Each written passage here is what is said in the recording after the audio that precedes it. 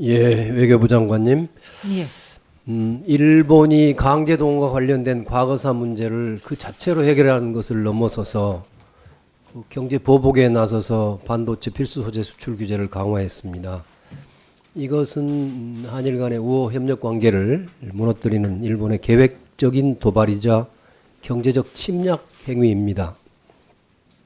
이에 대해서 우리 정부와 국민이 극력 반발하고 있음에도 일본 정부는 이에 아랑곳하지 않고 이제 사안의 범위를 안보상의 신뢰 문제까지 넓히려고 하고 있습니다. 한국을 화이트리스트 국가에서 배제하려고 하고 있는 것입니다.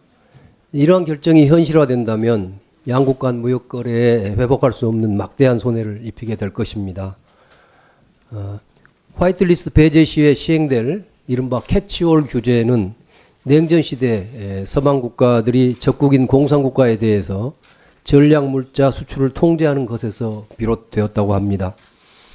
일본이 화이트리스트 배제를 결정한다면 이것은 한국을 안보상 믿을 수 없는 사실상의 적국으로 규정하고 경제 전쟁을 선전포고하는 것에 다름이 아니다, 이렇게 봐야 할 것입니다. 장관께서는 우리 정부가 일본의 화이트리스트 배제 조치에 대해서 어떻게 인식을 하고 있습니까? 제가 말씀드린 대로 경제 전쟁의 선전포고다, 이렇게 봐야겠지요? 어떻습니까? 네, 분명히 부당하고 그리고 정말 이해도 되지 않고 갑작스럽고 부당한 조치임에 분명합니다. 그리고 보복적인 것으로 저희도 분명히 그 성격을 규정을 하였습니다.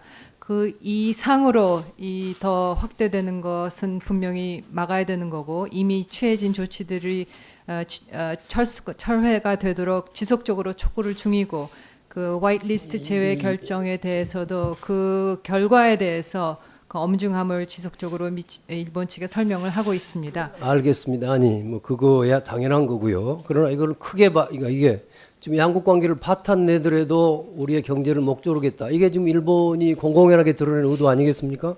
이런 정도라고 하면은 적어도 경제적인 선전포고라고 봐야 한다고 보는데, 이렇게 좀 강력하게 규정해야 되지 않나요? 네,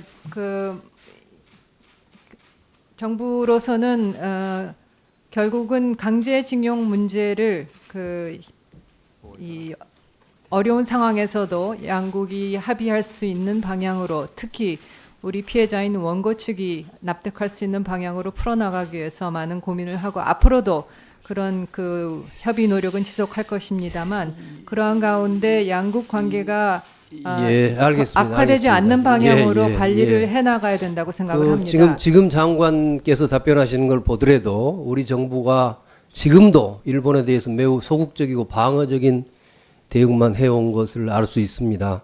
오늘 외교부의 이 서면, 아까 장관께서 설명하신 서면 보고서에 의하더라도 우리의 대응이라는 게요, 결국 일측의 조속한 조치 철회를 지속 촉구한다, 국제사회 대상으로 일측 조치의 부당성을 설명한다, 범부처 차원의 국내적 대책 마련에 노력을 지속한다, 또 앞으로 대응 방안도 대체로 이런 거란 말이에요. 그래서 이게 과연 일본에 대해서 어떤 타격을 하겠다, 지금 하자는 게 아닙니다.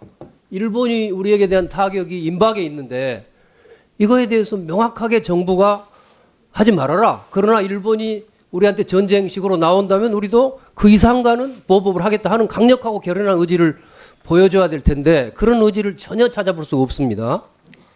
예. 많은 국민들께서는 자발적으로 지금 불매운동, 일본 제품 불매운동, 뭐 여행 보이콧 운동을 하고 있는 것에 비해서 정부 대응은 매우 유약합니다. 그래서 이렇게 가면은 일본 입장에서 자신들이 마음껏 침공을 계속해도 한국은 속수무책일 것이다 하는 이런 오판을 하게 되거나, 심지어 우리 국민들에게도 정부가 앞으로 일본의 압박과 침략을 이겨내지 못하고 결국 일본이 원하는 바를 들여주면서 굴복할 것이 아닌가 하는 그런 의구심을 키우지 않을까 걱정됩니다. 그래서 저는 정부가 이런 소극적 태도에서 벗어나서 일본이 만일에 화이트리스트 배제 조치를 단행하면은 우리도 그보다 더 강력한 공격적 상응 조치를 취하겠다, 이런 경고를 해야만이 이 전쟁을 억제시킬 수 있다고 생각하는데 어떻습니까? 네, 정부가 대외적으로 또 상황에 따라서 공개할 수 있는 내용과 정부 내부적으로 다양한 논의를 하고 대책을 마련하는 거에서는 차이가 있을 수 있다고 생각합니다. 의원님께서 지적하신 그런 여러 가지를 감안을 해서 정부가 준비를 하고 있음을 말씀드립니다. 근데 지금 사흘 뒤인 8월 2일 날 일본 가기에서 이 화이트리스트 배제 조치를 취한다고 지금 하고 있지 않습니까? 오늘 외교부 보고도 그렇게 지금 보고 있어요. 사흘 뒤의 일입니다. 물론 그 전까지 여러 노력을 하셔야 되고 장관께서도 내일 모레 아마 일본 외교부 장관을 만난다고 그렇게 보도돼 있는데 뭐 그렇게 되시겠죠. 뭐 그 노력을 하지 말자는 게 아닙니다. 그렇지만은 사흘 뒤에 지금 전쟁 선포가 예정돼 있는데 지금 와서 잘해보자 이런 말만 가지고 과연 상대방을 꺾을 수 있을까? 그래서 저는 단호하게 그 경고를 해야 한다. 일본이 만약 우리에게 계속적으로 그런 조치를, 적대적인 조치를 확대해 간다면 우리도 결코 좌시하지 않고 그 이상 가는 타격을 해야 된다 하는 의지를 확실히 보이고 구체적인 방안도 내놔야 한다고 생각합니다. 근데 그 중에 특히 그 지소미아의 파기 문제가 있다고 생각하는데요. 저는 오늘이라도 당장 우리 정부가 일본이 화이트리스트 배제 조치를 취하는 즉시에 지소미아를 파기하겠다는 의사를 당장 일본에게도 명확하게 전달하고 국제사회에도 공표하고 우리 국민들에게도 공표해야 한다고 생각합니다. 일본이 우리나라와 지금 경제 전쟁을 하겠다는데 한편으로 또 군사협력을 지속하겠다는 것은 난센스 중에 난센스 아닙니까? 미국도 지금 한미일 안보협력의 중요성을 생각한다면 우리의 결연한 의지를 보일 때만이 일본에 대해서도 여러 가지 외교적 노력을 할 수 있을 거라고 생각합니다. 예, 그런 점에서 저는 우리 정부가 당장이라도 화이트리스트 배제를 조건으로 해서 지소미아 파기 의지를 명확하게 천명하고 공표해야 한다고 보는 건데 장관께서 다시 한번 확실한 의지를 예, 정부의 의지는 결연하고 확실하다고 말씀을 드리겠고요. 다만 그러한 우리 정부의 입장을 그 상황에 따라서 언제 어떤 상황으로 전달을 하고 발표할지는 그것은 좀 전략적인 사고가 필요하다고 생각합니다. 예, 1분 더 드리겠습니다. 아까 지금 답변하셨고 지난번 회의에서 답변하셨는데 현재 우리 정부의 입장이 지소미아 파기를 이제 그 연장 여부, 유지 여부를 지켜보겠다 이렇게 말씀하신 거죠? 상황을 지켜보겠다고 말씀드렸습니다.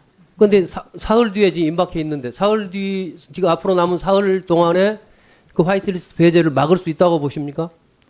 사흘 뒤에 가능한 여러 가지 옵션에 대해서 준비를 하고 있습니다. 예, 그러나 일본에 대한 경제 전쟁을 억제하기 위해서는 최소한 현재로서는 강력한 보복 조치 내지는 상응하는 조치를 경고하는 것이 옳다고 생각합니다. 그 점에 관해서 정부 내에서 더 심각한 논의가 있어야 한다고 생각합니다. 그래 주시기 바랍니다. 네, 의원님 지적해 주신 부분 다 유념해서 정부가 검토를 하고 있고 또 앞으로도 그렇게 하겠습니다. 예, 수고하셨습니다. 다음은 존경하는 송영길 위원님 질의해 주시기 바랍니다.